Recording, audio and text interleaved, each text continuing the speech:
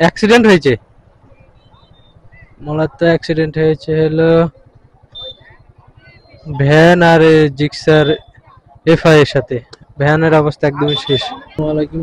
এগুলো তো এখন আর ওটা ঢালাম। তো মূলত আজকে নববর্ষের দিন, নববর্ষে বৈশাখের বিকাল বেলায় ফুলতলিতে যে একটা গান আছে, নববর্ষের দিন একটি কাজ আছে চারঘাটে। তো চারঘাট যাবো, চারঘাট থেকে একটু যাবো বাঘা মেলাতে। বাঘাতে একটা মেলা হচ্ছে।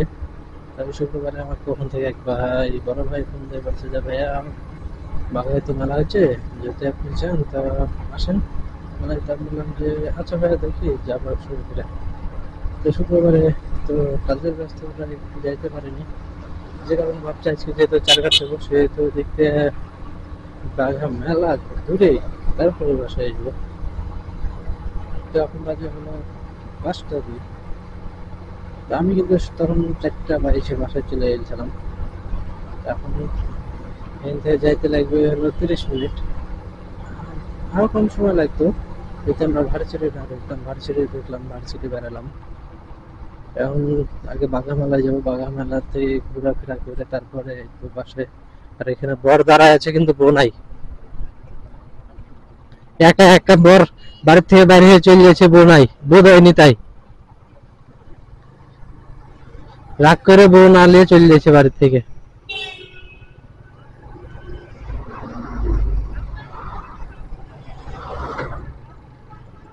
কপালে থাকলে হয়তো, কপালে নাই হয়নি, ওটা নিয়ে আমি আর ভাবিনি।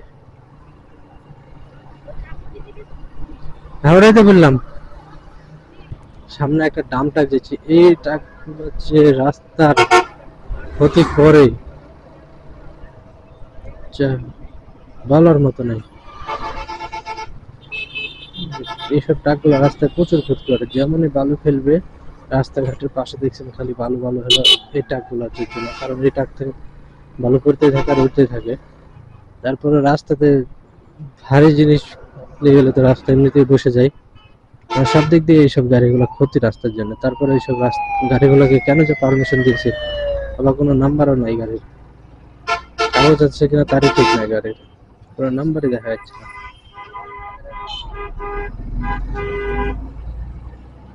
আমাদের সামনে যাওয়া ছাড়া আর উপায় নেই, আর পিছনে থাকলে বালু খাইতে খাইতে একদম। এই রাস্তাটা আগের থেকে 2 সাইডে 2.5 ফিটের মতন করে 5 ফিট মনে হয় বড় করেছে, আর নতুন পিচ ফেলেছে। এখন গাড়িও ভালো লাগবে তুলতে, চালাতে ভালো লাগবে। আর পিচটা এমন ভাবে ফেলা আছে যে গাড়ি স্লিপ করবে কম, মানে খড়খড়ে আছে, এতে গাড়ি স্লিপ করবে কম। গাড়িটা আপনার যদি ব্রেক করেন তাহলে তাড়াতাড়ি ব্রেক করবে। আর রাস্তাটা সুন্দর করেছে, বাস এখন কিন্তু রাস্তাটা আরো বেশি সুন্দর লাগছে। আমার কাছে ভালো লাগছে, আর গাড়িতে বেশি তেল নেই। সামনে পাম্প দেখলে আমাকে আগে তেল নিয়ে নিতে হবে, কারণ দূরের রাস্তা, রিস্ক নেওয়া যাবে না। যদি বন্ধ হয়ে যায় তাহলে ভাই সব জায়গাতে কোনো তেল পাবো না, একদম বিপদের মুখে পড়ে যাবো।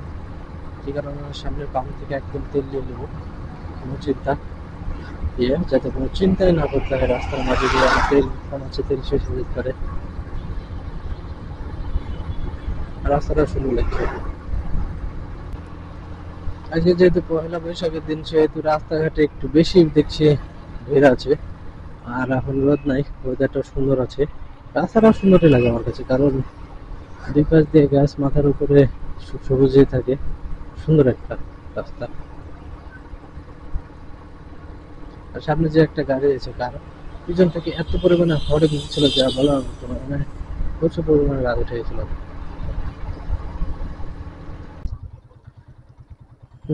রাস্তার কাজ চলছে ওই পাশে, আর একটা রাস্তা দিয়ে সব গাড়ি ঘোড়া। আর এখন হচ্ছে যে ট্রেন আসছে, কি করবো। আরে বাইকে এরা তো নিচ দিয়ে নেমে চলে আসছে।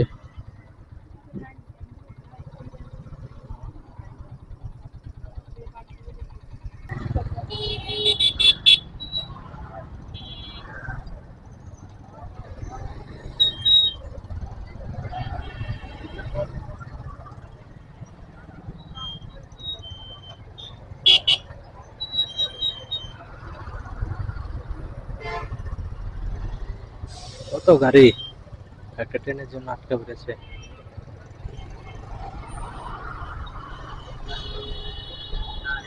ও অবশেষে লাইন পার হয়ে গেছে, আর গাড়ি সিরিয়াল খালি।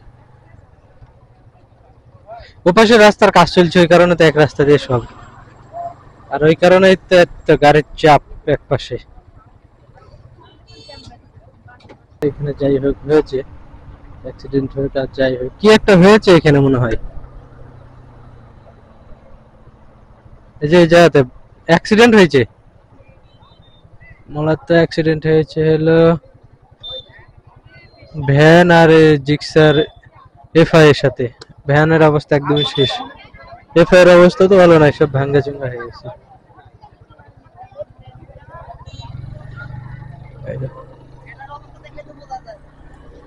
গাড়ির অবস্থা একদম শেষ, গাড়ি তো ফেলে দিয়েছে রাস্তায়।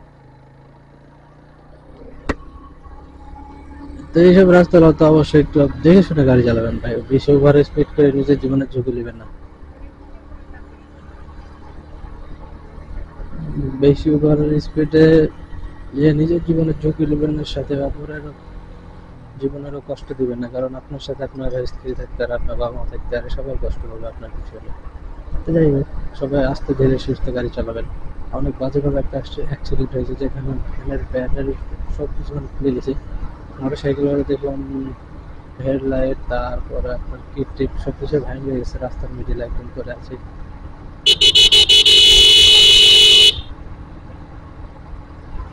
তো সবাই সাবধানে গাড়ি ঘোড়া চালাবেন, সবাই সবসময় নিজের সেফটিটা আগে ব্যবহার করবেন। তো কারো কোনো কিছু হয়নি, শুধু গাড়ির উপরে গেছে, তাও একটা ভালো হয়েছে, গাড়ির উপরে গেছে, কিন্তু কারো কিছু হয়ে গেলে অনেক বড় এই একটা জীবনের থেকে মূল্যবান আর কিছু নেই। একটা গাড়ি ভাঙবে আবার গাড়ি ঠিক করতে পারবেন, কিন্তু জীবন ভাঙবে তার জীবন ঠিক হবে না। সবাই দেখে শুনে সবসময় রাইড করবেন।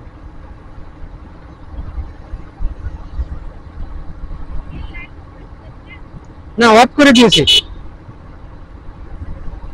সবসময় দেখে শুনে রাইড করবেন। আর একটা জিনিস মনে রাখবেন যে আপনি যতটুকু স্পিডে তোলা করে কন্ট্রোলে করতে পারবেন, ততটুকু স্পিডে তুলবেন। কারণ ওভার স্পিডে তুললে আপনি কন্ট্রোল যতটুকু না করতে পারেন, তার তো গাড়ি লাগবেই। যেরকম মেয়ে মানুষকে সবাই কন্ট্রোল করতে পারে না, আবার কন্ট্রোল যার কাছে হয় তার কাছে ঠিকই কন্ট্রোল হয়ে যায়। এরকমই মেয়ে মানুষের মনে গাড়িটা কিছু মানে কন্ট্রোলিংটা ভালো করতে হবে। মানে একটা কন্ট্রোলিং এর লিখতে হবে যে আমি এতদূর গেলে কন্ট্রোলিং হবে, এতদূর গেলে আমার লাগে যাবে, বা রাস্তার মাঝে গুলি করে। এই হচ্ছে বিষয়, তো সবাই দেখে শুনে গাড়ি চালাবেন। আপনারা যাই হলো পাকা 5টা 25, মানে সেই সন্ধ্যা থেকে তো কিছু জিনিসের জন্য রাখা হয়েছিল, এখানে বানা দেওয়া হয়েছিল, সেগুলো নিতে আসলাম। তো আর বাঘা মেলাতে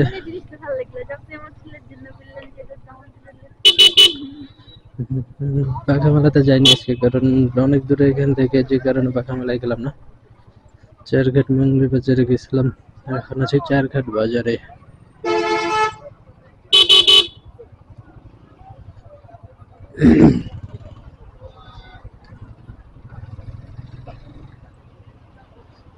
এটা হচ্ছে চারঘাট বাজার। তখন বাসায় যাবো, 8টা বাজতেছে, মানে এসেছি সেই তো অনেকক্ষণ হলো।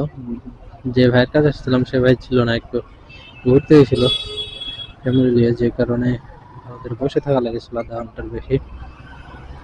ওটাতে আরো দেরি হয়ে গেছে, তাছাড়া আরো অনেক আগে হয়ে যেত। তারপরে জিনিসপাতির বিষয়, বিভিন্ন জিনিস বুঝাই দিলাম, আবার দিলাম।